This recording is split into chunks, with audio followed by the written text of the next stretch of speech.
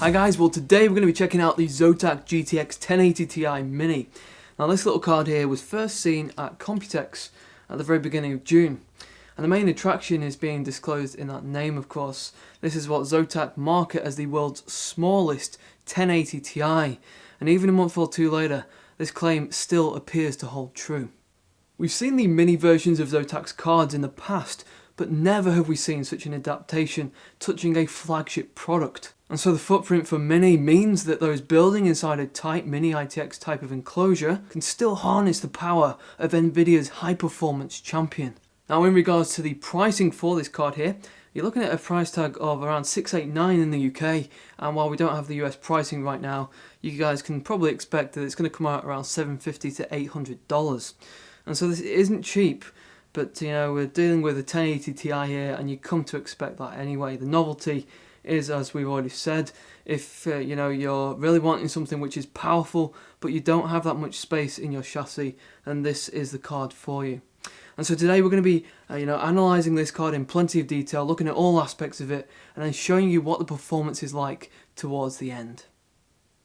Okay, and here is the star of the show, the GTX 1080 Ti Mini. The first and initial thing that's apparent is the small footprint. This card doesn't look like a flagship product due to its size, but looks can be deceiving. And while this card isn't very long in its dimensions, ZOTAC has still managed to squeeze in two cooling fans, a 90mm and a larger 100mm, which are both concealed there within a plastic shroud. Later on in the video we'll remove the cooler to see exactly what we're dealing with. If you guys have seen our Computex coverage from this year, you'll notice that ZOTAC has moved away from using their signature yellow theme, and instead they've opted for something which is more neutral. On the one hand, this is a bit of a shame because this is something which most partners are also doing, but then on the other hand, gunmetal grey is always easy to match up with. Now while RGB lighting is being overused by the industry, ZOTAC has chosen to keep things very simple, and they've gone with some subtle styling, and this really works well with that neutral theme. Now compared to the reference 1080 Ti, you can see just how small Mini is, and yet our ZOTAC card is actually faster than the Founders, which is mind-blowing when you think what kind of impact this card could have here on a small form factor environment. And so for those wanting to know the exact dimensions, for the length, Mini is 211mm, for the width you're looking at just over 110mm, and then the height is 41mm. And so Mini is rather petite and compact enough to fit even into the smallest of enclosures, and right now this is the smallest 1080 Ti on the market. Now this might be a small graphics card, but there are no compromises when it comes to performance. With Mini we get a factory overclock which bumps up the GPU clock speed beyond the factory settings. And so the base clock is set at 1506 and that boosts up to 1620 MHz. And the memory clock is actually at stock, operating at 11,000 MHz. Now that might not be the biggest overclock we've seen for the 1080 Ti, but it's still going to allow us to tap into bigger frame rates. Being a Ti, this card also carries a huge 11 gig of GDDR5X. This card is also PCI Express 3.0 compliant, it is DirectX 12 ready, and it supports OpenGL 4.5. Mini will occupy two spaces on your board and case thanks to those dimensions. And on this back panel we have a good selection of ports. Available we have one DVI port, giving you up to 3K, triple DisplayPort 1.4, as those can give you up to 8K at 60Hz, and we also have one HDMI 2.0 that offers 4K at 60Hz. And so plenty of flexibility there for different ports on monitors, and of course the option there to expand beyond a single display. Now the Founders 1080 Ti requires 600 watt for the power supply, and it arrives with a 6+8 pin connection. And with our Mini, we need those 600 watts again. However, we do need to use twin 8-pin connections for the power delivery since we have a custom PCB design. The standard SLI ports are on this card as normal to allow you to pair up with multiple cards. And if we turn the card over, on the reverse there we've got a large vented metal backplate which protects the PCB from getting any knocks, and it preserves the shape, avoiding any flexing.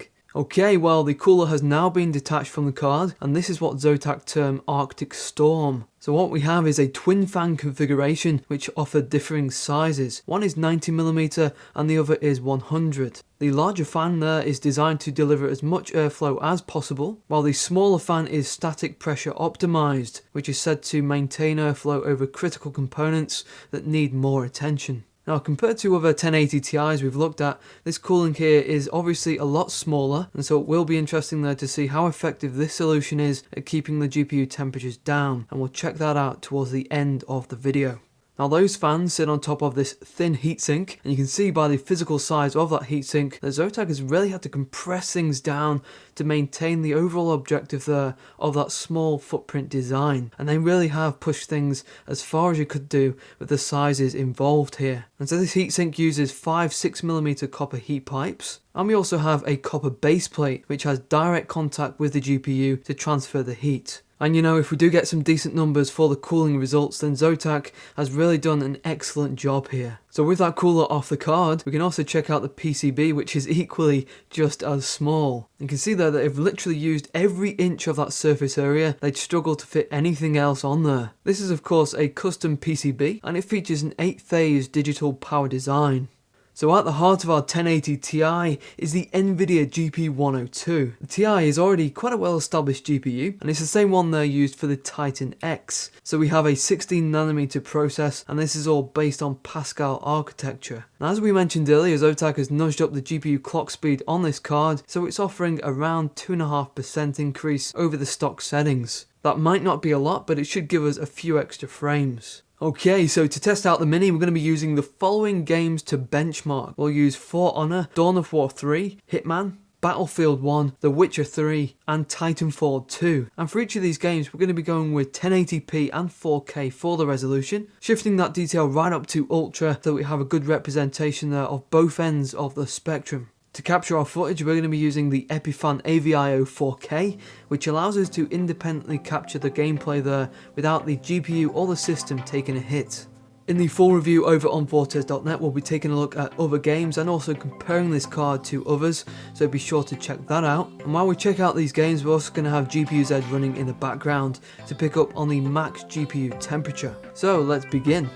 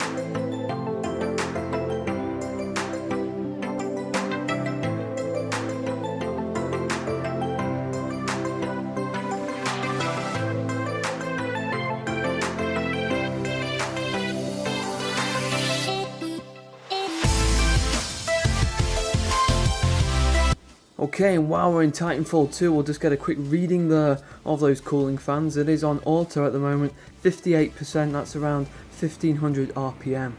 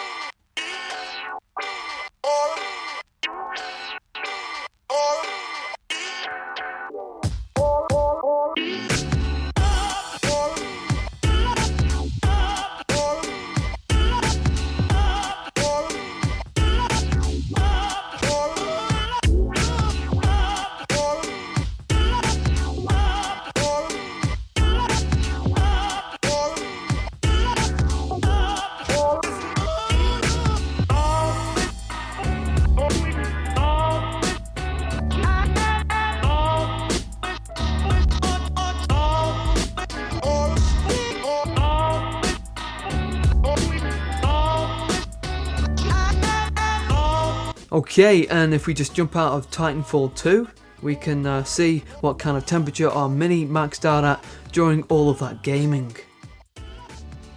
Okay, so that is the ZOTAC GTX 1080 Ti Mini. Now what is apparent from our time with this card is it isn't the fastest 1080 Ti, nor is it the coolest. The footprint and the overall size is the headline feature. In fact, when we talk about the temperatures for this particular card here, the GPU is going to hit the 80s, and even with those fans they're spinning at 58%, obviously that's on auto.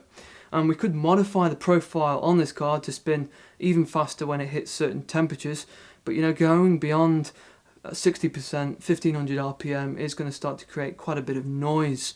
A card running at such a temperature as 80 degrees for prolonged periods of time isn't likely to create any problems with your longevity, but if it is a bit of a concern, then you've got that huge 5-year warranty to fall back on.